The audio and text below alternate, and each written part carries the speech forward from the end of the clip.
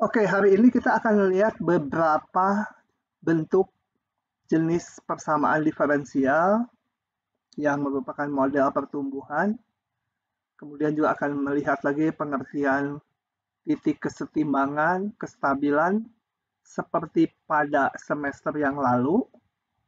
Tetapi kalau semester lalu model kita diskrit, artinya nt sama dengan fungsi dari nt-1 atau nt+1 sama dengan fungsi dari nt. Nah, sekarang kita akan melihatnya modelnya continuous. Ya, T-nya waktunya bukan 1 tahun, 2 tahun, 3 tahun, bisa juga dipakai itu, tapi bisa bilangan real, misalkan 1,2 tahun, 1,1/4 tahun, dan lainnya. Nah, kita lihat dulu sekarang macam-macam bentuk persamaan diferensial. Yang pertama adalah persamaan diferensial yang dinamakan ini pure time differential equations, yaitu persamaan diferensial yang mana turunan dari fungsi hanya bergantung kepada variabel bebasnya. Jadi kalau awalnya y itu fungsi dari t, maka dy dt-nya hanya bergantung ke t saja, ke fungsi t saja. Itu namanya pure time differential equation atau persamaan diferensial yang murni hanya waktu gitu ya. Seperti ini. Kenapa ini dibahas? Karena ada yang hanya bergantung waktu, nanti persamaan diferensial, ada yang hanya bergantung ke y-nya saja, ada yang bergantung ke dua-duanya gitu ya. Tergantung model pertumbuhannya. Oke, kita lihat dulu ini contohnya, saya ambil dari buku teksnya. Nah, misalkan N menyatakan jumlah populasi serangga sepanjang sebuah celah gitu ya.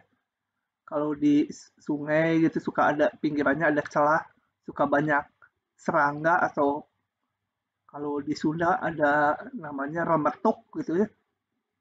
Serangga suka berterbangan gitu, mereka ada celah lubangnya. Nah, diketahui N10 ini kita lihat celahnya, katakan sepanjang sumbu X saja, meskipun sebenarnya gambarnya 3 dimensi ya. Kita hanya melihat satu irisan saja sepanjang sumbu X.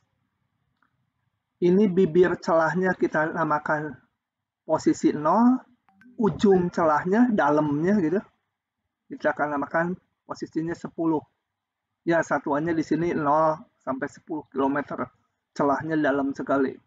Kayak gua mungkin, gua kecil. Nah, diketahui N10, 20. Artinya di paling ujung sini ada 20 populasi serangga. Kemudian untuk satu waktu tertentu, distribusi kepadatan populasi serangga tersebut hanya bergantung pada posisi dari bibir cerah. Jadi untuk T tertentu, misalkan jam 11 siang kita ngamati. Nah, distribusinya bergantung ke waktu, ke posisi saja ya. Karena melihatnya di T yang tertentu. Tentunya kalau T-nya berubah-ubah, ya bergantung ke T juga. Tapi ini ngelihat di T tertentu, pukul 11, gimana distribusinya? Distribusi bayangkan banyaknya serangga diamati sepanjang celah ini. Apakah banyak yang di tengah, atau banyak yang di depan, atau banyaknya yang di dalam gitu ya. Nah, itu distribusinya tuh. Nah, model biologi untuk masalah ini adalah ini, dN dx, bukan dN dt. Karena kita mau mengamati N ini jumlah populasi, perubahan jumlah populasi terhadap posisi, bukan terhadap waktu ya. Waktunya hanya satu aja, jam 11 siang gitu. Nah, bagaimana distribusi kepadatan serangganya terhadap posisi. Nah, misalkan seperti ini diberikan modelnya, kita nggak akan menurunkan modelnya ya. Ini kita pakai contoh yang udah ada. Nah, solusi dari model tersebut adalah ini. Coba kita hitung dulu ya solusinya. Bentar, saya nanti harus ngambil pen dulu di sini, baru dibuat full screen lagi. Dari sini saya mau ngamati ini N di posisi X tertentu berapa gitu ya. Nah, jumlah serangga di posisi tertentu.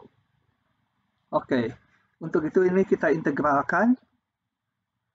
Yang ada N-nya kita satukan dengan yang ada N. Oh, nggak ada. Yang ada N hanya DN. Belakangnya 1 min 2E min X dx. Oh ya, mengingatkan kembali ini dinamakan pure time. Meskipun mana nggak ada waktunya. Pure time jangan diartikan selalu ada T gitu ya. Kalau variabelnya X, ya turunannya hanya bergantung ke X saja gitu ya. Jadi yang dinamakan pure time differential equation itu turunan si N ini ya, jumlah populasi terhadap X hanya bergantung ke X saja, nggak ada N-nya di ruas kanan. Ini juga pure time differential equation itu namanya ya. Takutnya nanti pure time mana time-nya gitu. Nah, ini variabelnya X. Kita integralkan kedua ruas.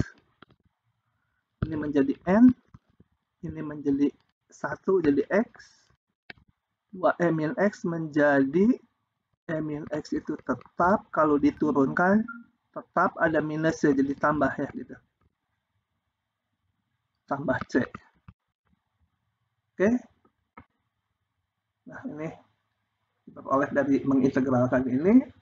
Kemudian kita pakai syarat ini yang diberikan di posisi X sama dengan 10,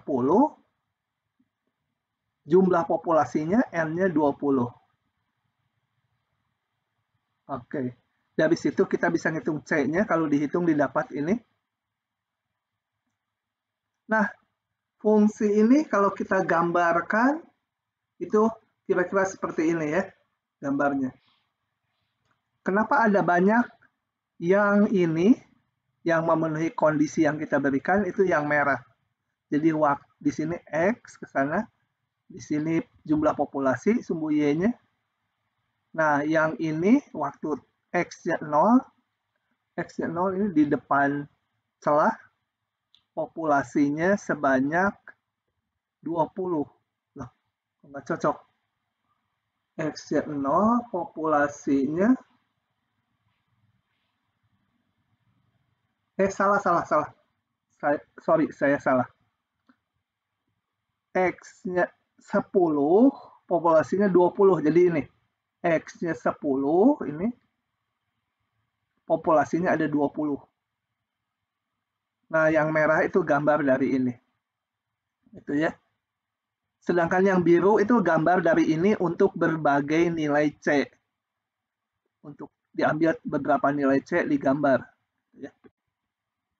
Jadi ini menyatakan kepadatan banyaknya populasi di sepanjang celah ini. Sebagai contoh, kalau X-nya 2, kita pakai yang merah aja ya, yang ini ya. X-nya 2, populasi serangganya sebanyak, ya ini, kita naik ke sini. Mungkin sebanyak berapa? 12 gitu lah ya. Ternyata makin ke dalam, serangganya makin banyak ya. Ya, agak wajar ya. Coba bayangkan kalau kita punya melihat sarang lebah gitu, di dalamnya kan banyak tuh. Kalau kita ganggu keluar banyak sekali itu ya. Tapi di luar ya meskipun banyak kelihatan lebih sedikit gitu. Jadi di sini ngumpul serangganya. Kalau diganggu ya keluar banyak. Oke, yang penting ini mengerti apa persamaan diferensial yang ini murni waktu. Agak rancu karena di sini nggak ada waktu ya. Hanya bergantung ke variabel bebasnya doang turunannya. Oke, kalau ada pertanyaan langsung ya. Kalau enggak saya lanjut. Pak mau nanya, Pak. Ya. Itu Pak yang dari syarat N 10 sama dengan 20 yang di bawah itu, yang paling bawah, Ya. itu yang angka 10 dikurangi 2E pangkat min 10 itu dapatnya dari mana ya? Ini, kita hitung ya. Aduh, ini depannya ada ini. Saya gini, ini saya pakai nih. N10 berarti masukin ke sini. X-nya 10. X-nya 10, N-nya 20. Sama dengan X-nya 10 tambah 2E pangkat min 10 ditambah C. Itu sehingga saya dapat C-nya sama dengan ini saya pindahkan ke kanan 10 jadi tinggal 10 ya. 2E pangkat min 10-nya jadi minus. Jadi sorry, C-nya ini ya, saya nggak ngelihat C-nya itu. Gitu. Udah paham? Iya. Ngerti Pak. Oke. Lanjut ya. Sekarang yang kedua, yaitu persamaan diferensial di mana turunannya hanya bergantung ke Y saja. Gitu ya. Itu yang nanti akan banyak dieksplor ke belakang. Jadi di semester 2 ini nanti bab ini sama bab terakhir, bab 10, itu banyak mengeksplor secara kualitatif. Jangan disangka lebih gampang, nanti lebih susah kualitatif tuh. Kalau kayak gini namanya kuantitatif ya, dihitung. Nanti persamaan diferensialnya banyak yang rumit, nggak bisa dihitung gini, tapi bisa dilihat, oh cenderung populasinya menambah, faktor pertambahannya gimana gitu ya. Oke, saya lanjut ini. Nah, yang kedua namanya persamaan diferensial otonom, yaitu persamaan diferensial di mana turunannya ini hanya bergantung ke fungsinya aja. Fungsinya fungsi Y, di sini di ruas kanan nggak ada T-nya, Y saja. Itu namanya otonom. Kalau tadi namanya pure time, yang ini otonom gitu ya. Kenapa nggak dinamakan bukan pure time? Saya nggak tahu. Pokoknya yang bergantung ke variabel, ke fungsinya doang. Fungsinya fungsi Y, turunannya bergantung ke Y doang. Itu namanya persamaan diferensial otonom. Nah, coba kita baca sedikit ini. Salah satu contoh dari persamaan diferensial otonom adalah masalah konsentrasi obat dalam darah. Seorang pasien yang diberikan obat sebanyak A miligram per mililiter jam gitu ya. Seorang pasien diberikan obat sebanyak ini titik. Sementara itu obat yang terurai oleh metabolisme tubuh sebanding dengan konsentrasi obat dalam darah. Jadi banyaknya obat yang terurai itu sebanding dengan konsentrasi obat. Nah, misalkan Y menyatakan konsentrasi obat dalam darah. Maka kita lihat ini. DY/DT banyaknya perubahan konsentrasi obat di dalam darah sama dengan yang masuk, ini ditambahkan persatuan waktu tentunya, dikurangi yang terurai. Yang terurai adalah sebanding. Kalau sebanding berarti konstanta kali ini konsentrasi obatnya kita sebut Y tadi. Misalkan Y menyatakan konsentrasi. Kenapa minus? Karena terurai, berarti berkurang. Jadi per satuan waktu, ya ini per jam ini. Yang normal mungkin orang per hari itu ya. Tapi kalau yang di rumah sakit kan ada yang per jam harus dikasih obat gitu. Kondisinya udah parah. Nah, ini jadi perubahan konsentrasi obat di dalam darah sama dengan banyak konsentrasi obat yang masuk. Gitu ya. Ini makanya satuan miligram per mililiter supaya A-nya tuh bukan beratnya obat, tapi konsentrasi obat yang masuk dikurangi yang terurai mengikuti ini. Konstanta kali jumlah konsentrasi obat di dalam darah. Oke, ini namanya persamaan diferensial otonom. A-nya konstanta, K-nya konstanta, ininya hanya Y. Jadi ruas kanannya nggak ada waktu sama sekali. Itu otonom. Oke. Kenapa tiba-tiba solusi kesetimbangan? Nggak apa-apa ya, harusnya di belakang solusi kesetimbangan. Nah, apa yang dimaksud solusi kesetimbangan? Solusi kesetimbangan artinya, sementara nanti di belakang dieksplor lagi lebih banyak ya. Ini saya juga kaget kok tiba-tiba muncul di sini istilahnya. Tapi kita pernah pakai di depan kan waktu semester 1. Solusi kesetimbangan artinya konsentrasi obatnya bayangkan udah nggak berubah. Jadi meskipun tiap jam disuntikin dengan konsentrasi sebanyak A, diberikan obat, tapi konsentrasi total di dalam darahnya praktis nggak berubah. Gitu ya. Nah, solusi kesetimbangan memperolehnya gimana? Yaitu dy dt kita ambil sama dengan 0. Artinya apa? Konsentrasi obat di dalam darah terhadap waktu udah nggak berubah. Kenyataannya kan kalau disuntik sebesar A, konsentrasinya naik di dalam darah. Nanti dengan berjalannya waktu menurun, terurai. Disuntik lagi, naik lagi. Tapi nanti terurai lagi. Nah, untuk jangka waktu yang panjang, itu nanti konsentrasinya diharapkan di dalam darah konstan. Salah satunya orang yang minum obat darah tinggi ya.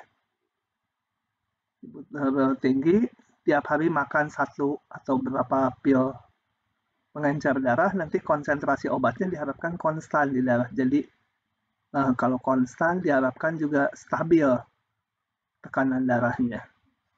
Kenyataannya nggak pernah tercapai betul-betul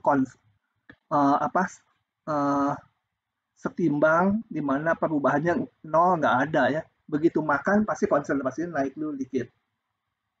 Setelah jangka waktu lama berkurang. Setelah periode waktu tertentu makan lagi naik lagi konsentrasinya. Tapi untuk jangka waktu panjang nanti akan diharapkan konstan. Nah, itu pada saat konstan itu dinamakan Y-nya disebut solusi kesetimbangan. Artinya apa? Perubahan Y terhadap waktu 0. Artinya Y-nya di dalam darah konsentrasinya udah nggak berubah praktis. Jadi ngitung ini tadi dari mana, tinggal diambil ini 0. Kalau itu 0, kita peroleh YA per K gitu ya. Nah, kita gambarkan di sini. Ini digambarkan. Yang ke sini adalah waktu, sumbu horizontalnya. Yang tegaknya konsentrasi obat dalam darah. Nah, ini sementara kita lihat gini. Ya. dy dt sama dengan A min KY. Sebenarnya ini bisa kita selesaikan ya. Kita kan udah punya teknik integrasinya. dy per A min KY. A dan K-nya ingat konstanta dt itu ya. Nah, dari sini dicari Y-nya bisa secara kuantitatif. Tapi ini kita akan lihat secara kualitatif. Gitu ya. Nah, itu. Maka kalau kita amati, kalau dy dt-nya 0, ini tadi yang ini, kemudian sekarang ini kenapa ada berbagai kurva, kita lihat kalau salah satu aja lihatnya yang ini yang saya tebalkan ya, yang ini saya ganti merah, yang saya tebalkan. Kalau ini kita lihat, pada saat awal, T-nya 0, ini T-nya 0 ke sini, misalkan konsentrasi obat dalam darah sekian. Berarti lebih besar dari A per K. Maka kalau kita hitung ini, ya, konsentrasinya si Y-nya ya, ini ingat yang tegak Y-nya, Y-nya lebih besar dari A per K. Kalau lebih besar dari A per K, maka yang ini K kali ini lebih besar dari A ya. Jadi ini nilainya nanti negatif. Nah, kalau negatif apa artinya? Konsentrasinya turun. Sini. Kemudian di sini misalkan udah satu satuan waktu dia sampai di sini. Kita lihat di sini Y-nya juga masih lebih besar dari A per K ya. Ini A per K yang ini, yang horizontal ini. Lebih besar, nanti ini akan negatif lagi. Jadi konsentrasinya akan turun lagi gitu. Dan seterusnya. Jadi kalau dibiarkan terhadap waktu, konsentrasinya lama-lama akan mendekati A per K. Kenapa? Kalau ini turun terus, ya, nanti kan mendekati 0 suatu saat. Kalau mendekati 0, kalau dy dt-nya mendekati 0, berarti apa? Y-nya mendekati konstan. Nah, gitu ya. Dan kalau diamati, dy dt akan 0 kalau tadi apa? Akan 0, ini dy dt-nya akan 0 kalau y-nya sekian. Jadi kalau y-nya setinggi A per K, dy dt-nya akan 0. Praktis apa? Y-nya tadi konsentrasi obatnya konstan. Gitu ya. Oke, di sini sebenarnya yang paling penting dulu hanya menyampaikan persamaan diferensial otonom. Modelnya nanti di belakang masih banyak. Dan kita akan mengamati solusi keseimbangan dari berbagai model yang muncul. Oke. Yang ketiga yaitu campuran. Ini ada pertanyaan dulu. Kalau ada pertanyaan silahkan. Kalau nggak paham ini kenapa turun, yang ini kenapa naik. Kalau ini kita ngamatinya kalau Y-nya awalnya lebih kecil dari A per K. Nanti kalau diamati ini positif, ya naik. Selama Y-nya di bawah A per K, ini akan positif, akan naik. Kalau mendekati A per K, naiknya makin lambat. Karena ini nanti positif tapi makin kecil. Positifnya makin mendekati 0. Oke, lanjut ya. Yang berikutnya yaitu persamaan diferensial tak otonom. Yaitu persamaan diferensial yang mana fungsi turunannya melibatkan variabel bebas juga variabel tak bebasnya. Kalau variabel tak bebas itu fungsinya. Jadi kalau dy dt sama dengan luas kanannya ada y-nya, ada t-nya. Oke, kita lihat.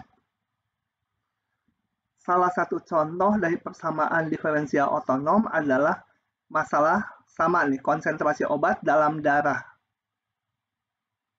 Nah, ini bedanya dengan yang tadi, ini gini. Seorang pasien diberikan obat sebanyak ini.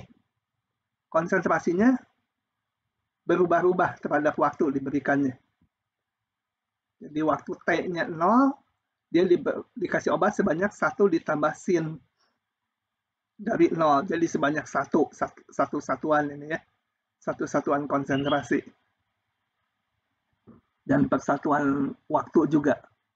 Jadi banyaknya obat dalam miligram dibagi volume supaya jadi konsentrasi juga persatuan waktu per jam. Oke, ininya kita nggak usah terlalu concern, tapi ke fungsinya. Jadi ini diberikannya nggak konstan obatnya. Sisanya sama ceritanya. Obat itu terurai dengan laju YT. Berarti kalau kita bandingkan dengan yang ini kan tadi sebanding dengan konsentrasi obat. Kalau ini, yang berikutnya, terurai dengan laju Y. Berarti K-nya 1 yang berikutnya.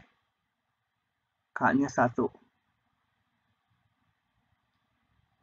Oke, jadi persamaannya adalah ini, obat yang diberikan, konsentrasi obat yang diberikan dikurangi K kali Y. K-nya tapi 1, karena di sini dengan laju Y. Gitu. Oke. Nah, tunjukkan ini solusi dari yang atas. Yang atas nyari solusinya udah nggak gampang sekarang. Nah, nanti kalau di ujian tunjukkan solusi, gitu ya, kalian jangan nyari-nyari kayak saya tadi, jangan gini, diintegralkan kayak tadi. Mana yang sebelumnya? Ini diintegralkan. Kalau hanya tunjukkan solusi, tinggal disubstitusikan, kita periksa memenuhi persamaan diferensial enggak, gitu ya. Ini saya contohkan ini. Hanya untuk menunjukkan ininya udah diberikan. Oke, saya crop dulu ya. Supaya bisa dibaca. Segini aja cropnya. Saya pindah ke Word supaya bisa nulis. Tolong presensinya jangan lupa, tadi baru saya buka, lupa. Oke. Tunjukkan bahwa fungsi ini solusi dari persamaan diferensial ini. Kalau mau menunjukkan solusi, tinggal kita hitung ruas kiri, kita hitung ruas kanan, kemudian diperiksa sama enggak. Jangan disamakan dulu ya, ruas kiri sama ruas kanan. Itu mah udah terbukti artinya. Oke, saya hitung ruas kirinya. Ruas kirinya DY, DT. Benar enggak? Ini turun ke T menjadi sama dengan plus jadinya ya. C, E, min T tambah apa ini? Saya hitung satu-satu, setengah kali 2, 1 diturunkan 0. Kemudian setengah cos T, min setengah cos T, jadi setengah sin T. Setengah sin T, jadi setengah cos T, gitu ya. Yang setengah kali 2 diturunkan 0. Kemudian ruas kanannya saya hitung. 1 min sin T minus Y sama dengan 1 min sin T minus Y-nya sendiri ini saya masukkan min C E min T ditambah, saya tulis satu per satu ya, setengah kali 2 jadi 1 min setengah cos T tambah setengah sin T. Itu kita lihat sama nggak dengan yang atasnya. Sederhanakan dulu. Ini 1, ini ada minus kali 1, min 1 habis. Tinggal ini min sin T sama sin T. Jadi tinggal setengah sin T. Kemudian ini min kali min jadi plus C E min T. Kemudian ini ada min kali min jadi plus setengah cos T. Nah, kalau ini saya namakan bintang, bulan, ini bintang gitu. Jadi kita lihat bintang ternyata sama dengan bulan ya. Di astronomi nggak mungkin terjadi. Di kuliah ini terjadi bintang sama dengan bulan. Kan sama ini. Nah, jadi Y adalah solusi apa ya, sebut aja bintang 2 gitu ya. Ini yang saya masukkan ini persamaan diferensialnya bintang 2. Itu. Oke. Nah, saya balik lagi. Oke, tunjukkan ini udah solusi itu. Nah, kalau digambar nggak terlalu sederhana, itu kira-kira seperti ini. Saat ini diterima aja dulu ya gambarnya. Atau kalian gambar pakai GeoGebra untuk berbagai nilai C. Bapak mau tanya. Ya. Berarti kalau misalnya nyari solusi kayak gitu tuh, nyarinya tuh si Y-nya itu diturunin, habis itu disamain sama si persamaan yang satu min sin T gitu-gitu. Kalau mau menunjukkan ini solusi. Bisa juga soalnya lain, ini nggak dikasih, cari solusi. Kalau cari solusi lebih susah, kita harus nyari. Jadi kalau hanya nunjukkan solusi, tinggal substitusikan aja ke ruas kiri, substitusikan juga ke ruas kanan, benar nggak memenuhi persamaan ini, gitu ya. Itu kalau solusinya udah diberikan. Kalau solusinya belum diberikan harus nyari, susah. Yang ini susah nyarinya. Kalian belum bisa, ya.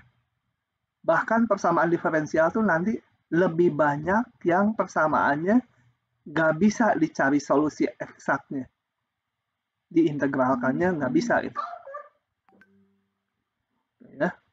Gimana kalau nggak bisa? Nanti ada teknik hampiran, tapi di luar kuliah ini. Namanya kuliah metode numerik, gitu, hampiran. Oke. Nah, sekarang kita akan baru mengamati yang namanya kesetimbangan dan kestabilan. Bakal keluar ini mah inti ya. Di ujian pasti keluar yang model kestabilan ini. Di semester lalu udah untuk model diskrit. Sekarang model yang kontinu. Waktunya jalan terus gitu ya. Bilangan real. Bukan T-nya 1, 2, 3, 4. Meskipun yang kontinu dipakai ke yang diskrit ya bisa ya. Bisa karena T-nya diambil aja 1, 2, 3. Nah. Oke. Kita berikutnya akan mengamati persamaan diferensial untuk kestabilan dan kesetimbangan nih hanya yang otonom saja. Ya. Ingat otonom turunannya hanya bergantung ke fungsinya aja, bergantung ke Y saja. Ya. Jadi bukan yang pure time, bukan yang apa yang terakhir tadi ya, yang campuran tuh tak otonom. Bukan yang tak otonom, bukan yang pure time, tapi yang otonom saja. Nah, solusi atau titik sama aja ya. Titik kesetimbangan dari persamaan tersebut adalah konstanta Y, sebenarnya bukan konstanta juga, ini Y itu kan bergantung waktu fungsi. Tapi biar aja konstanta Y atau fungsi Y sehingga GY-nya 0. Sehingga apa?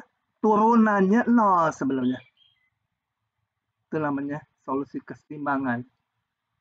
Ingat, kalau setimbang berarti laju perubahannya 0 gitu ya.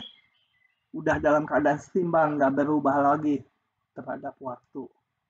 Berarti ininya 0. Itu untuk mencari titik atau solusi kesetimbangannya. Tentukan solusi kesetimbangan dari model pertumbuhan logistik ini. Nggak ada jawabnya. Nggak ada ya. Oh, berarti saya harus ngitung. Nah, jadi tinggal pakai rumus ini. Ininya dibuat 0. Jadi, solusi atau titik kesetimbangan simbolnya kalau buku pakai topi, kalau ini N ya jadi N topi gitu ya, adalah ini yang harus memenuhi R-nya konstanta, kita nggak tahu,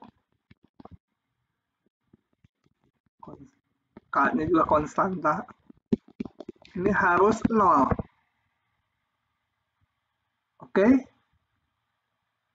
R-nya nggak 0, jadi kalau ini ada perkalian 3 suku harus 0, berarti saya harus menyimpulkan N per K-nya 0 atau N-nya, entropi kan? Nah, N-nya ganti entropi sama dengan 0. Nah, dari yang sini saya dapat entropinya berapa? Saya sebut yang ke satu karena ada 2. Sama dengan K ya. Entropi yang kedua sama dengan 0.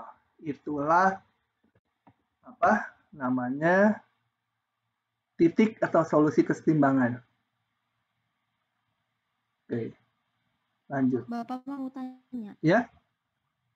Yang R itu kemana, Pak? R-nya bilangan konstanta, nggak 0. Sama aja dengan gini. 10 kali X min 5 kali X sama 0. Ya udah, kita kan nggak ngitung ini lagi. Ini 0 atau ini 0. Gitu. Oke. Makasih, Pak. Atau kalau mau kedua ruas dibagi R gitu. Asal R-nya konstanta bukan 0. Tentunya R-nya bukan 0. Kalau R-nya 0, ya DNDT-nya selalu 0. Ini udah nggak ada artinya, ngapain diolah lagi. Oke, yang kedua. Tentukan solusi kesetimbangan dari ini. Udah tadi ya. Jadi ini sama dengan 0, Y-nya sama dengan apa tadi? A per K gitu ya. Yang saya bilang mendahului dulu waktu tadi bersama diferensial otonom. Dihitung sendiri. Nah, penting lagi ini. Kalau di semester 1 mengamati kestabilan kita pakai turunan, sekarang pakai cara yang lain. Solusi kesetimbangan Y topi disebut stabil lokal jika Y akan menuju ke nilai Y topi untuk T menuju tak hingga. Dan itu berlaku untuk semua Y yang awalnya dekat dengan Y topi. Apa sih maksudnya? Coba kita lihat. Contoh ini ya. Ini yang kiri ini adalah gambar dari ini. Kenapa gambar dari ini? Tadi kita lihat kesetimbangannya kan K dan 0 ya. 0 dan K. Jadi gini caranya. Kita gambarkan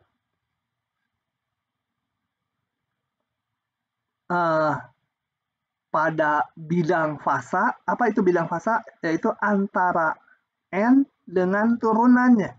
Ya. Antara fungsinya dengan turunannya. Kan nggak selalu N. Bisa Y, bisa lain-lain nih. Bisa DY, DT, bisa lain lagi. Antara fungsi yang horizontal ini, yang saya tunjuk, fungsi dengan ini turunannya. Kenapa GN? Ini tadi namanya ini, turunannya fungsi G ya. Jadi ini GN-nya yang ini. GN.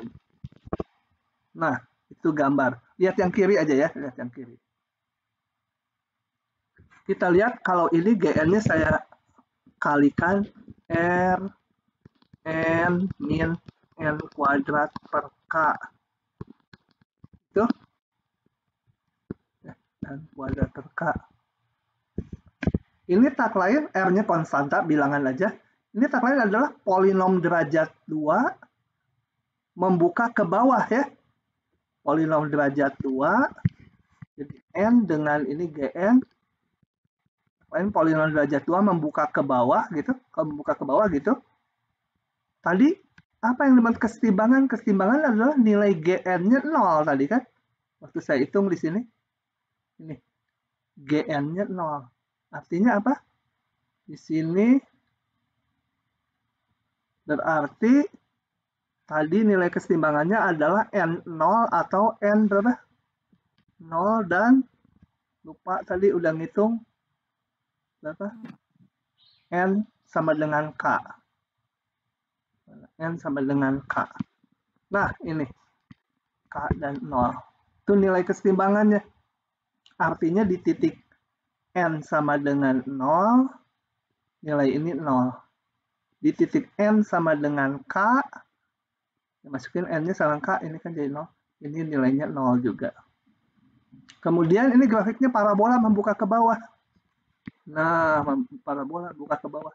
Jadilah gambar yang ini. Gitu ya. Oke, jadi digambar antara fungsi dengan turunannya. Fungsi, sumbu X-nya, sumbu Y-nya, turunannya. Setelah itu, nah, saya akan jelaskan nih panah-panah merah ini. Kita lihat. Ini. Pada pada titik ini. Ambil satu titik sama saya. N sama dengan sekian. Nilai GN-nya positif, betul? Ini kan nilai GN-nya nih, positif kan? Jadi kalau N-nya mula-mula di sini, saya sebut aja N0 di situ. Kita lihat GN0 besar 0 ya, ini kan setinggi ini.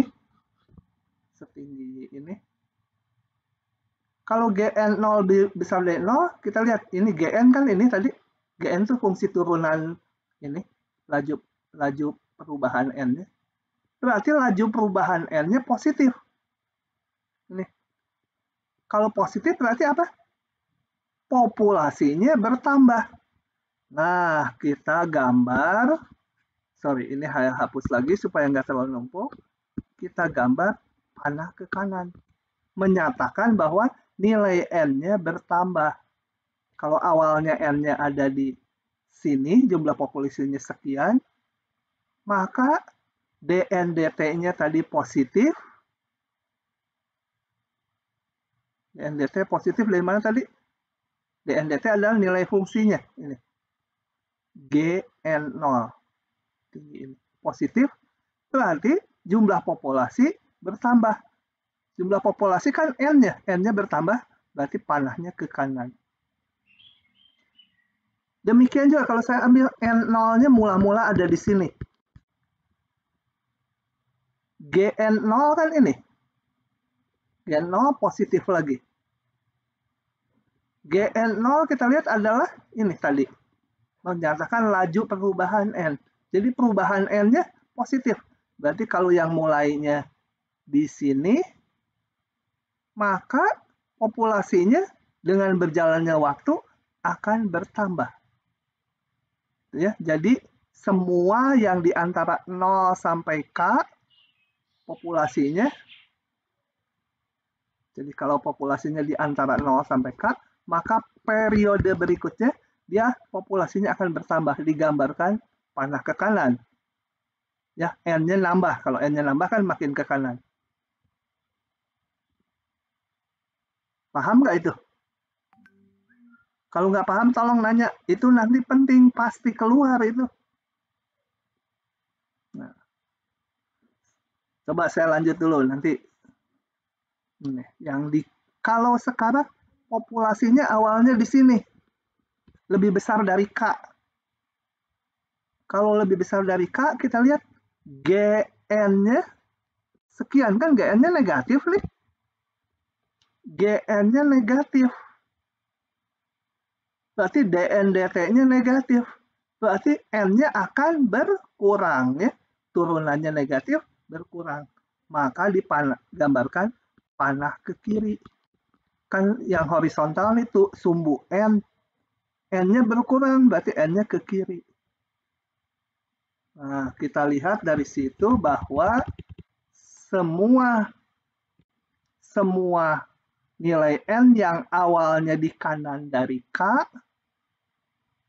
dari titik keseimbangan, itu maka jumlah N-nya dengan jalannya waktu akan berkurang.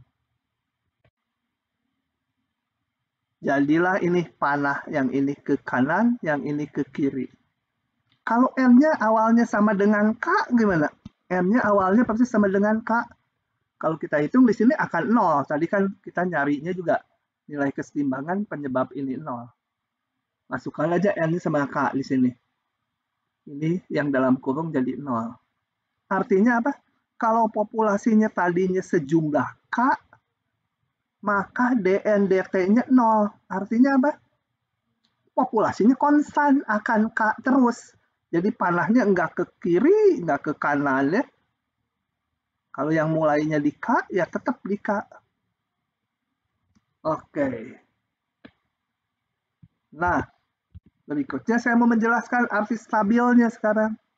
Stabil lokal jika Y akan menuju ke nilai kesetimbangan untuk T menuju saking enggak. Kita lihat N yang di YN yang di kanan kalau berjalan dengan waktu akan bergerak ke kiri. N yang kalau N-nya awalnya di kiri K, akan bergerak ke kanan. Jadi N-nya dimanapun awalnya, dengan berjalannya waktu akan menuju K ya. Nah, itu stabil. Maka ini nilai kesetimbangan N topi sama dengan K. Ya, itu dinamakan stabil.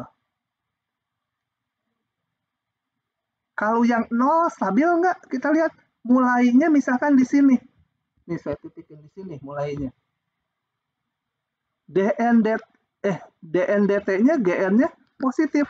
Dia bergerak ke kanan, menjauhi nilai kesetimbangannya. Ya ini nggak stabil. Yang ini stabil lokal. Gitu ya. Dan pengujiannya nggak harus pakai semua Y ya. Nggak harus pakai semua N. Cukup untuk nilai-nilai N yang dekat dengan nilai kesetimbangannya. Oke. Coba kalau nggak paham, bingung Pak, atau dari tadi nggak paham maksudnya apa, itu tolong tanya ya. Tanya. Nah, baik, jadi kita mau mengamati kestabilan sebuah persamaan otonom memakai yang seperti ini. Nah, ini namanya bidangnya dinamakan bidang fasa. Yaitu apa bidang fasa? Yaitu bidang yang isinya grafik antara fungsi dengan turunannya.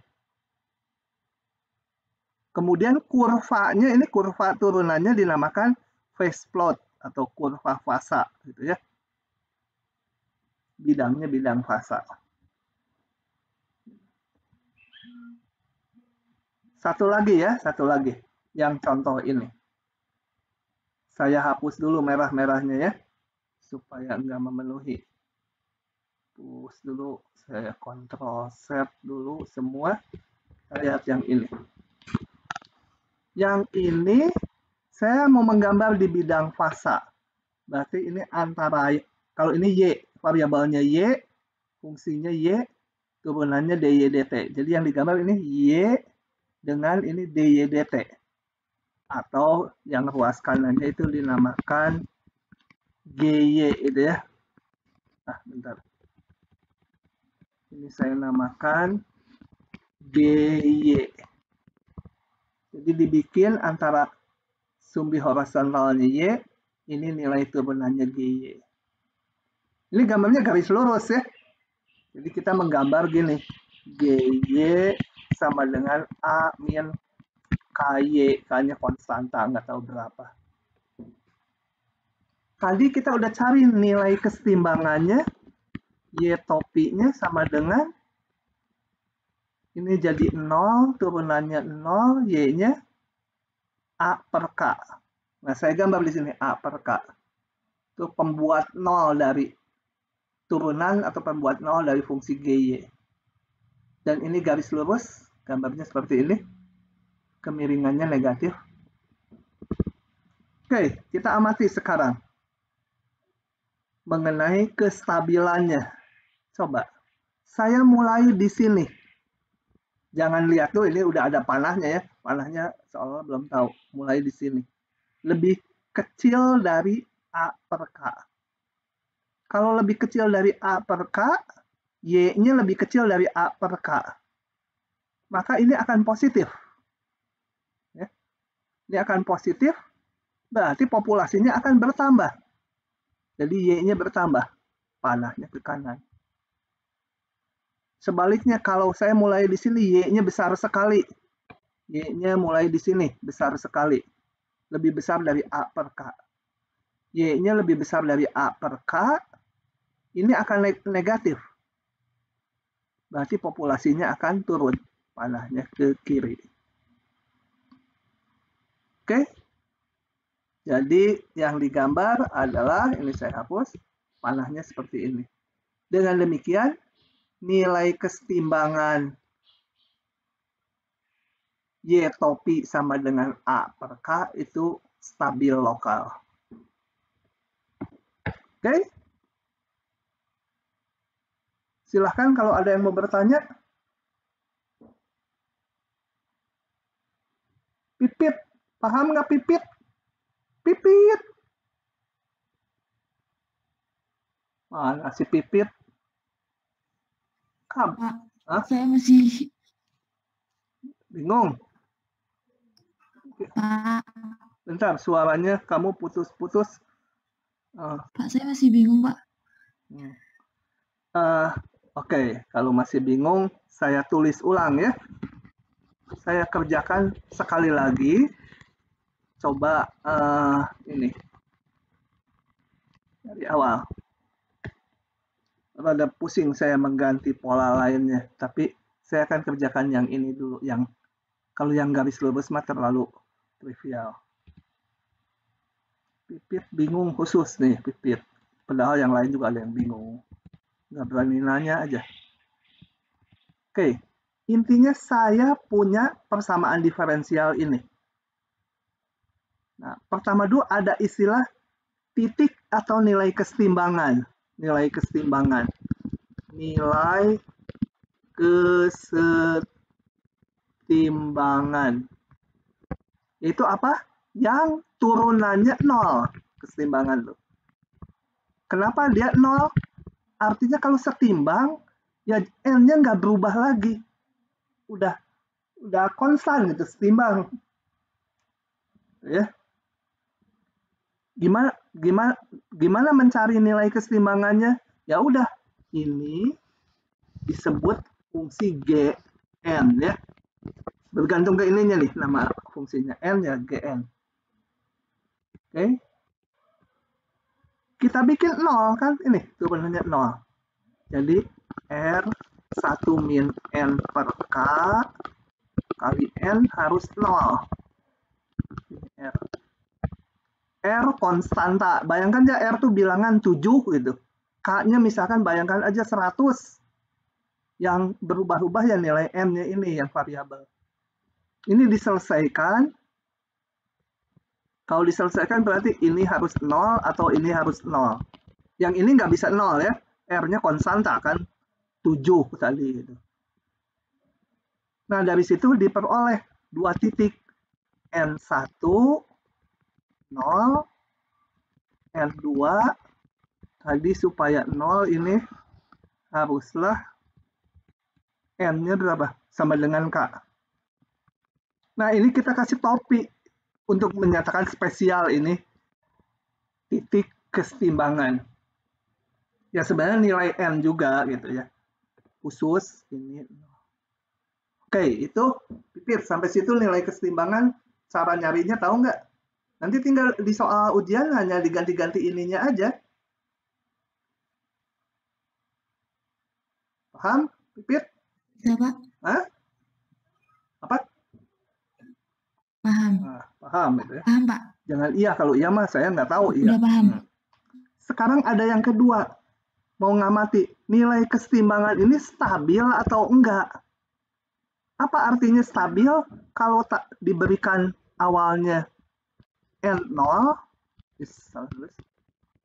kemudian kita amati dengan berjalannya waktu, N0 ini tuh akan cenderung menuju ke sini, atau menuju ke sana, menuju ke 0 atau ke K, atau menuju ke nilai nggak tentu gitu ya.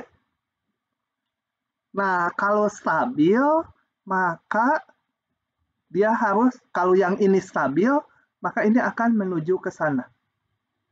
Kalau ini nggak stabil, si N0 ini nggak ke sana. Ngamatinya gimana? Ngamatinya gini. Ya. Kita bikin bidang fasa. Apa itu bidang fasa?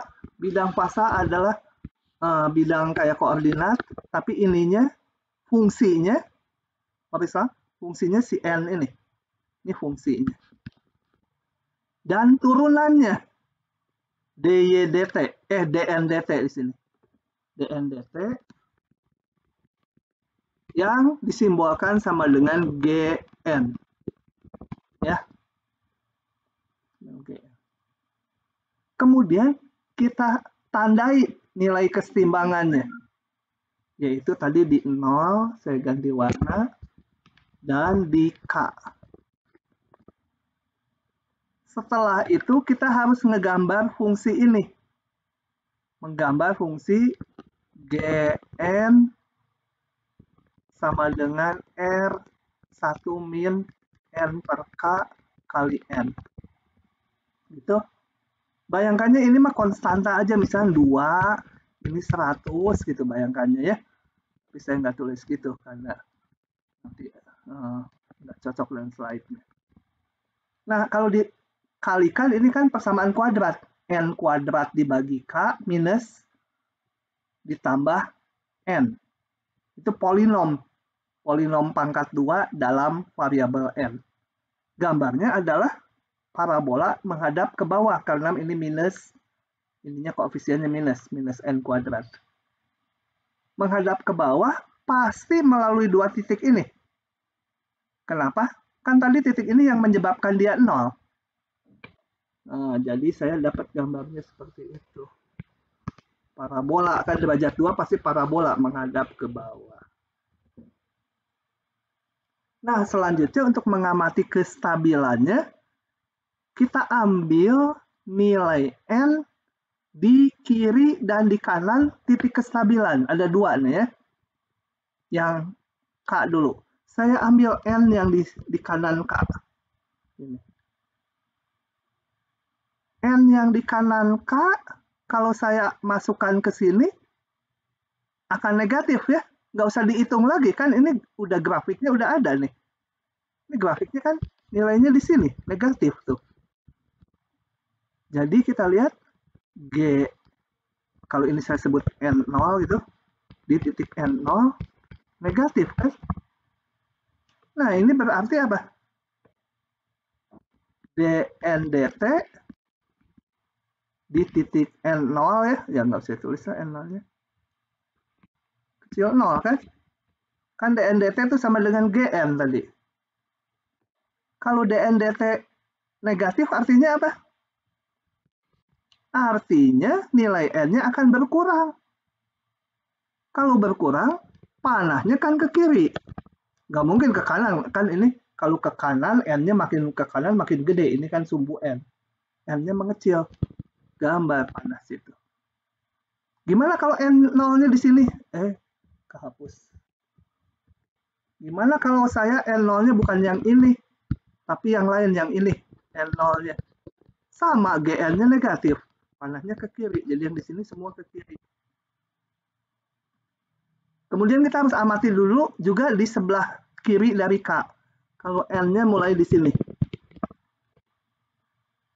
Nah, kita lihat Gn-nya gimana, positif, negatif? Udah ada grafiknya ini, nilainya. Gn-nya, positif. Positif ya. Oke. Jadi, karena positif, berarti dN/dt-nya positif, berarti N-nya akan bertambah. Jadi yang mulai di situ akan bertambah. Di sini kalau diamati ya bertambah, karena nilai Gn-nya positif. Semua ke kanan.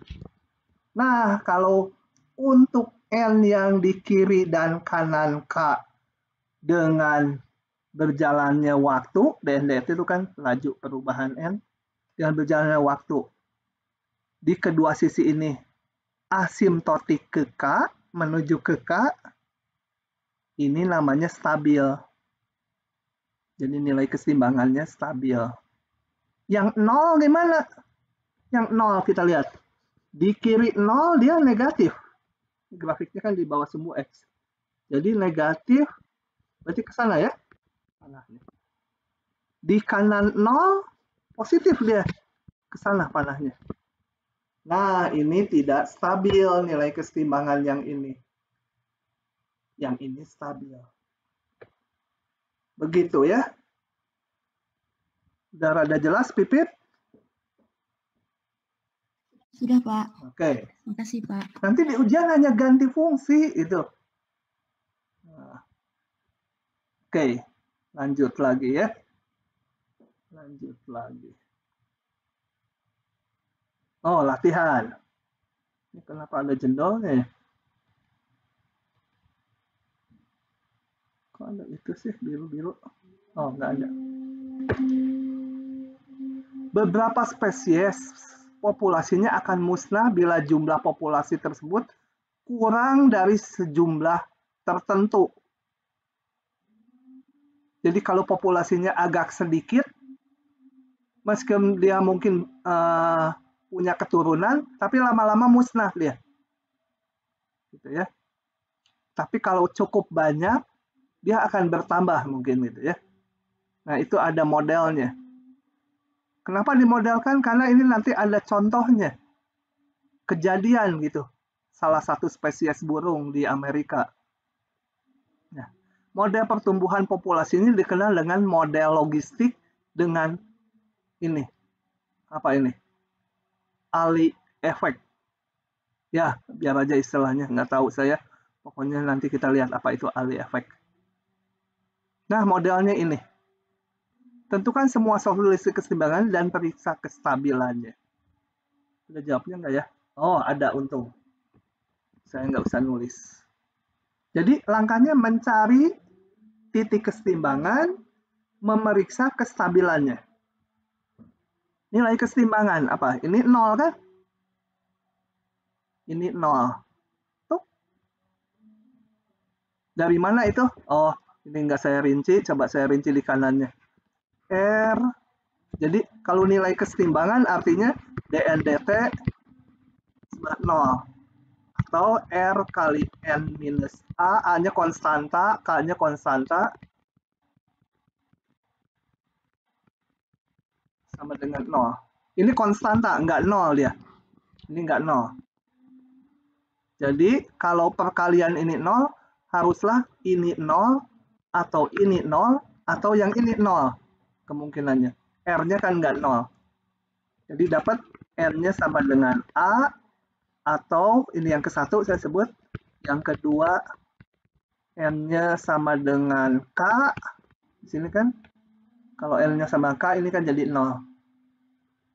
Atau M3 sama dengan 0. Yang ini. Nah, didapat ini. Nah, ini nilai keseimbangan tuh diberi simbol pakai topi gitu ya. Nah, topi. Ada 3, 0, A, dan K. Oke, saya lanjut ya. Sekarang mau ngapain? Memeriksa nilai-nilai keseimbangan ini stabil atau enggak. Jadi kita harus menggambar grafik antara N dengan GN. Oke ya. Nah, kita gambarnya gimana? Ini kan kalau dikalikan menjadi N pangkat 3 ya, polinom dalam N pangkat 3. Kita lihat dia memotong sumbu horizontal di N0, A, dan K. Ini kan tadi pembuat nolnya. Jadi di 0 titik potongnya, kemudian di A sama K besar mana? Oh ini. A lebih kecil dari K, ini A, ini K. Polinom derajat 3 melalui 3 titik ini. Kemungkinannya gambarnya seperti ini. Atau yang kedua ini. Yang kedua, ini yang ke satu. Mana yang memungkinkan? Polinom derajat 3 pasti memotong di 3 titik. Ya, bisa turun, naik. Turun, bisa juga naik, turun, naik. Pokoknya melalui 3 titik ini. Coba berdasarkan ini, kira-kira yang mana yang masuk akal? Yang grafik kedua atau ke satu? Bayangkan aja N-nya kalau besar sekali. Kalau besar sekali, cenderung yang ini atau cenderung yang bawah? Kita lihat kalau N besar sekali, ini positif kan? A-nya ketilep dong kalau N-nya besar sekali. Kalau N-nya besar sekali, ini positif. Kalau N-nya besar sekali, ini negatif ya. 1 dikurangi, ini besar sekali. Negatif, berarti yang kedua ya. Oke, ini digambar di sini. Nah, yang kedua. Karena kalau N-nya besar sekali, cenderung ini akan negatif. Sampai situ Pipit paham nggak dulu? Pipit? Grafiknya paham? Paham, Pak. Hah? Ah, pura-pura paham ya? Nggak paham ya? Teman si Pipit mana satu lagi? Paham grafik. Teman kamu siapa namanya? Lupa lagi kalau cowok. Samuel ya? Samuel, kalau nggak paham nanya Pipit. Kalau si Pipit nanti nggak jelasin, lapor saya. Kalian seangkatan harus saling bantu. Oke, udah tahu ini. Kita mau ngamati sekarang kestabilannya. Yang mau diamati ini. Jadi saya harus melihat, ini ada 3 titiknya. Nah, kita lihat bagaimana panahnya. Ini kan grafik GN. Grafik turunan kan. Udah nggak usah diperiksa kayak tadi lagi. Gini ngelihatnya. Kalau ini di atas sumbu X, di atas sumbu horizontal, berarti kan GN-nya, tadi ini kan gambar GN nih, grafik yang biru ini. GN-nya positif, berarti kan ini kan positif di atas. Ini positif. Jadi yang di antara interval A sampai K, maka panahnya ke kanan. Kan ini positif, yang gundukan ini positif, artinya ini positif, artinya DNDT positif. DNDT positif berarti populasinya naik, bertambah ke kanan. Yang di antara sini, nilai GN-nya negatif ini. Berarti DNDT-nya negatif, populasinya menurun, panahnya ke kiri. Yang di kanan K negatif, berarti panahnya ke kiri. Nah, dari sini kita udah bisa nyimpulkan N sama dengan K stabil. Di mana? Nah, ini entopi. Nilai kesetimbangan entopi sama dengan K stabil. Yang entopi sama dengan A tidak stabil. Yang entopi sama dengan 0 tidak stabil juga. Kenapa? Karena di sini ke kiri, kalau yang ininya, sorry, ini stabil juga. Kan yang ini positif. Sorry, yang 0 juga stabil. Jadi yang ini stabil, ini stabil. Yang A tidak stabil. Cuma ini. Kalau di kenyataan dunia real, misalkan ini menyatakan populasi burung dengan laju pertumbuhan seperti ini, yang 0 itu nggak diamati. Ngapain N-nya 0? Berarti burungnya nggak ada. Kalau N-nya 0, pastilah stabil 0 terus gitu ya. Nggak menarik itu N sama 0-nya. Tapi kalau mau diamati ya itu stabil. Kalau ngelihat dari grafik. Pipit, paham nggak menggambar panahnya jadinya sekarang? Kalau fungsinya positif ke kanan, fungsi negatif ke kiri. Bisa, Pak. Nah. Oh ya, ini sudah saya tulis N0, sebenarnya nggak usah di... A tidak stabil, K stabil lokal. Nah, masalah ini terjadi nih, di sini saya tunjukkan yang kejadian di Amerika. Ini, Amerika kemana ya? Nah, nggak usah lihat ininya aja, gini. Cerita aja saya, daripada bacain bahasa Inggris, saya R-nya juga nggak pugu. Gini, ada populasi burung di Amerika itu, namanya apa sih burungnya ya? Mana di sini? Ini, namanya aneh ya, passenger pigeon. Apa? Pigeon itu burung merpati. Ya kalau diterjemahkan burung merpati apa? Passenger, pengunjung gitu. Ya pokoknya namanya inilah. Nama bule kan suka aneh-aneh. Mr. Brown gitu. Masa diterjemahkan jadi Mr. Coklat gitu ya. Coklat mah enaknya dimakan. Oke. Ini kejadiannya gini. Walaupun jutaan burung ini ada di Amerika Utara pada abad segini, jadi pada abad segini banyak sekali burung ini ya, passenger pigeons ini. tapi populasinya berkurang karena diburu. Nah, pada saat populasinya menurun di tahun sekian, meskipun nggak diburu lagi, tapi populasinya akhirnya musnah. Dan populasi passenger pigeon tuh musnah tahun sekian. Ini kejadian betul gitu ya. Kalau dibandingkan dengan ini, apa sih hubungannya yang tadi? Coba kita lihat ya. Hubungannya dengan tadi. Mana saya balik slide-nya. Yang ini apa? Gini. Kalau populasinya besar atau cukup besar, cenderung populasinya nanti asimptotik ke K. Artinya populasinya akan setimbang sejumlah K gitu ya. Populasinya.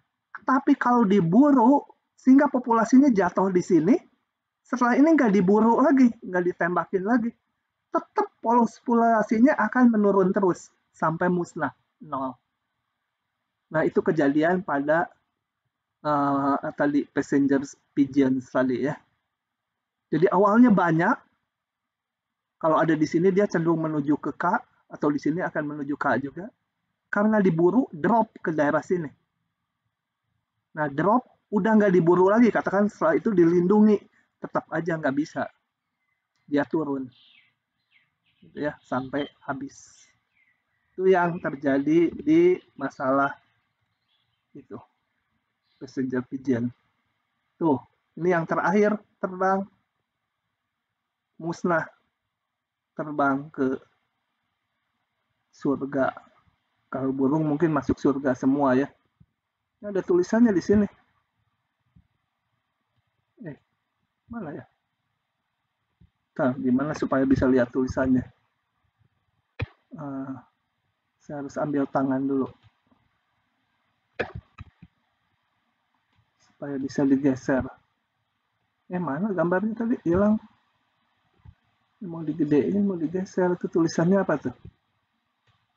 Kok nggak bisa digeser? Kenapa ya? Ini tulisannya apa? Ini bisa tuh. Tuh. Have a nice trip to heaven. God bless you. Dari Pendeta WD Warsoma Johan. Begitu ya, burung-burungnya habis musnah. Meskipun setelah sedikit nggak diburu lagi juga tetap musnah. Karena model pertumbuhannya mengikuti yang tadi gitu ya. Tapi jangan percaya saya pendeta ya. Gara-gara gambar burung itu dulu waktu kuliah onsite, di akhir semester ada yang tanya, Bapak ini betul nggak pendeta? Katanya. Ya saya jawab betul, tapi pendeta kalkulus. Bukan pendeta agama, saya nggak bisa ilmu agama. Oke. Moga-moga dipahami ya. Silakan agak keras. Berarti ya, kalau mau cari solusinya harus banget tahu. Oh, nanti solusinya jangan dilihat dulu. Mau kuantitatif ya. Ini harus pakai yang ABC. Harus pakai yang gini. Untuk ini ya. N kurang A, N kurang A, 1 dikurangi N per K, gitu ya. Sama dengan apa? RDT. Nah, yang ini integralnya harus pakai pecahan rasional. Yang A per N, ya gitu. Bukan, Pak. Kenapa? Maksudnya, kalau mau ngerjain soal ini harus banget tahu grafiknya ya, Pak? Harus tahu grafik ininya. Harus. Nah, GN. Jadi kan ada dua kemungkinan tadi grafiknya. Bisa diulang nggak, Pak? Enggak, saya mau menggambar. Oke ya, saya crop dulu ya. Bukan ada dua kemungkinan. Kemungkinan dari fungsi pangkat 3 itu ada 2. Untuk yang ini mana yang cocok gitu. Yang coba ya, saya gambar di sini. Saya mau menggambar ini. Supaya nggak pusing, ini kan tadi GN sama dengan R-nya konstanta, N min A. Saya ganti aja A-nya dengan angka ya, supaya nggak pusing. Minus 1 min. Tadi K-nya harus lebih besar dari A, 100 misalkan. N. R-nya juga saya ganti aja, misalnya 3. Supaya nggak pusing. Ini bukan minus. Gimana sih? Kali. Ini adalah kalau dikalikan menjadi N pangkat 3 tambah berapa N kuadrat. Intinya adalah polinom pangkat 3. Dan kita tahu bahwa tadi pembuat nolnya berada di titik N, ini Gn, di 0, di A, dan di K. Ya, nggak proporsi ya. A-nya 3, K-nya 100, harusnya K-nya di kanan sekali, tapi nggak apa-apa. Nah, kalau grafik pangkat 3 yang melalui 3 titik ini, kemungkinannya bisa ini, bisa hijau, bisa juga biru. Melalui 3 titik itu kan. Mana yang cocok untuk yang di atas ini? Nah, untuk mengetahui mana yang benar, yang hijau atau yang biru, saya membayangkan untuk N yang besar sekali, di kanan sekali N-nya. Kalau di kanan sekali, cenderung ke bawah gini terus, jadi makin minus, atau makin positif. Kita lihat, kalau N-nya besar sekali, ini akan, kalau N-nya besar sekali, ini akan positif. Kalau N-nya besar sekali, yang ini, sekalian ngarang ini, 1. Ini akan, N-nya besar sekali, 1 juta, berarti ini akan negatif. N-nya besar sekali, yang ini positif. Jadi kalau N-nya besar sekali, pasti grafiknya ini negatif. Jadi haruslah yang biru, bukan yang hijau. Nah, itu. Begitu. Paham? Terima kasih, Pak. Ya. Oke. Ada rumit ya, ini. Ini sudah, tadi saya tutup yang ini. Interpretasinya. Mana untuk ngalinya ini?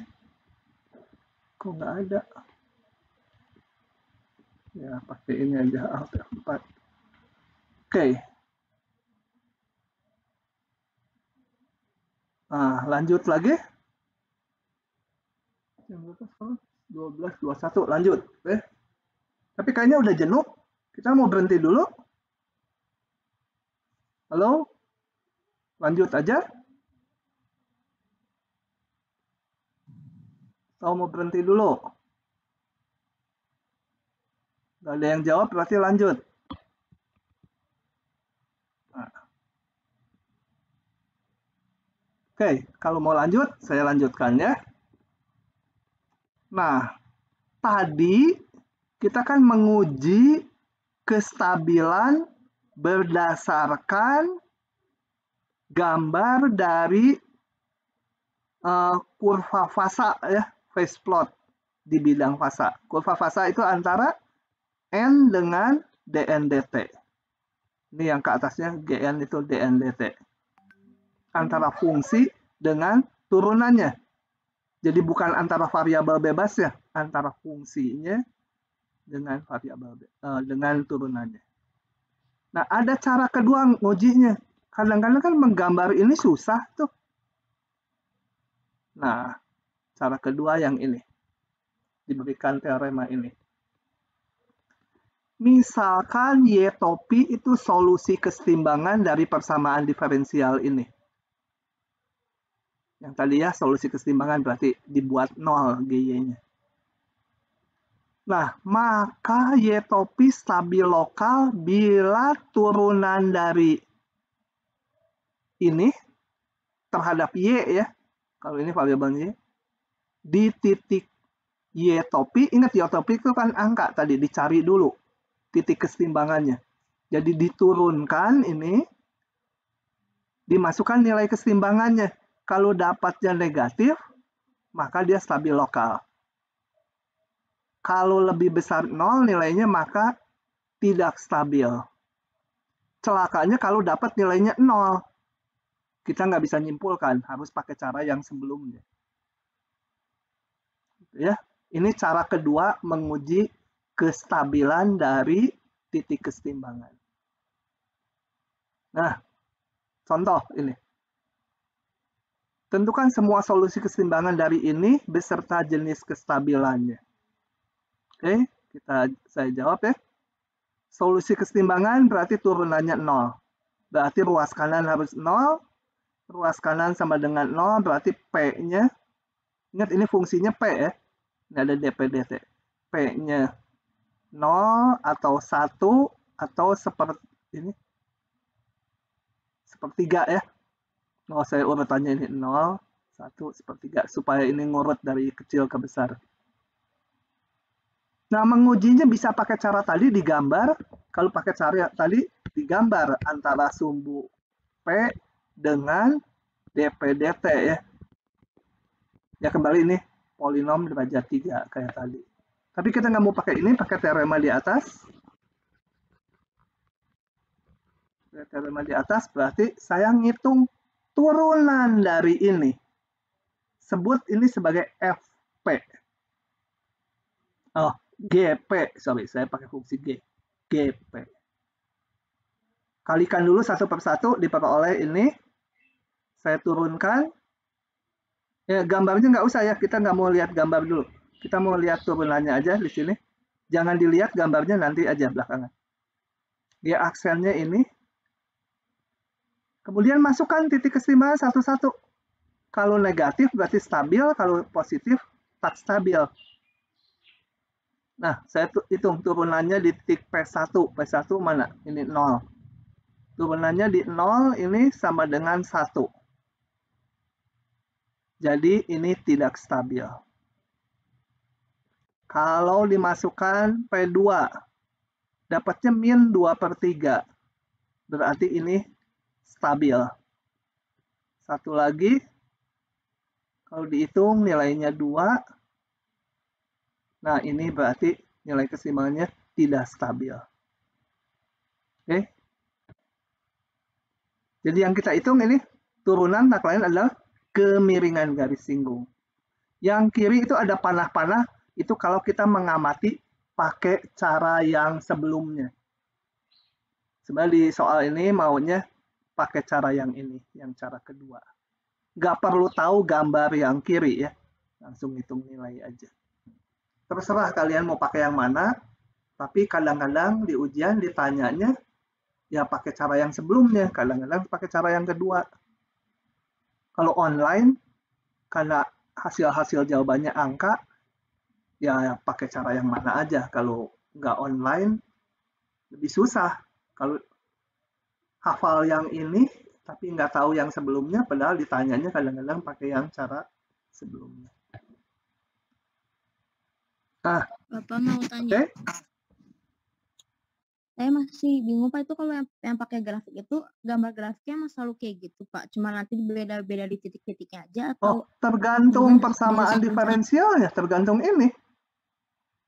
Kalau misalkan saya ngaco aja ngambil ya, dp/dt sama dengan misalkan KY plus pangkat min Y, ya gambarnya lain lagi itu. Nah, agak kesulitan kita menggambar ini kan. Nggak kayak gini mungkin, lain lagi. Jadi grafiknya kebetulan yang contoh ini polinom derajat 3, sebelumnya juga polinom derajat 3, tapi bisa aja kayak gini. Gimana gambarnya? Pakai GeoGebra aja. Kalau online gini mah ya. Kalau di ujian biasa ya harus tahu pangkat min Y kira-kira gimana. Kemudian konstanta kalsi Y ini garis lurus, kemudian ditambahin 2 grafik itu.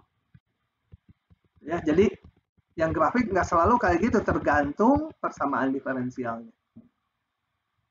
Umum aja kayak grafik umum. Oke, ada lagi? Kalau tidak ada, ini masuk topik baru, saya hentikan dulu, nanti kita Kamis saja. Ya. Hari ini cukup sekian, jadi intinya menghitung nilai kesetimbangan, menentukan kestabilan dari nilai kesetimbangan tersebut. Ada dua cara, dengan menggambar grafik turunannya di bidang fasa, atau menghitung turunan dari si turunan ini. Ya. Ini kan ini udah turunan nih. Udah turunan. Ini dianggap fungsi baru, dihitung, diturunkan. Terhadap P, bukan terhadap T ya. Bukan terhadap T, bukan terhadap waktu, tapi terhadap P-nya. Gimana kalau di ruas kanan ada T-nya? Nggak akan ada, karena yang gini khusus untuk persamaan diferensial otonom. Otonom itu apa? Berarti ruas kanannya, turunannya, hanya bergantung ke fungsinya aja, nggak ada T-nya. Nggak ada waktu. Oke, sampai situ. Moga-moga bisa dicerna. Silahkan kalau masih ada yang bertanya. Pipit, udah paham belum, Pip? Pipit. Mana lagi si Pipit? Pipit Vitasari, kemana di kau? Sudah, Pak. Paham nggak dengan baik?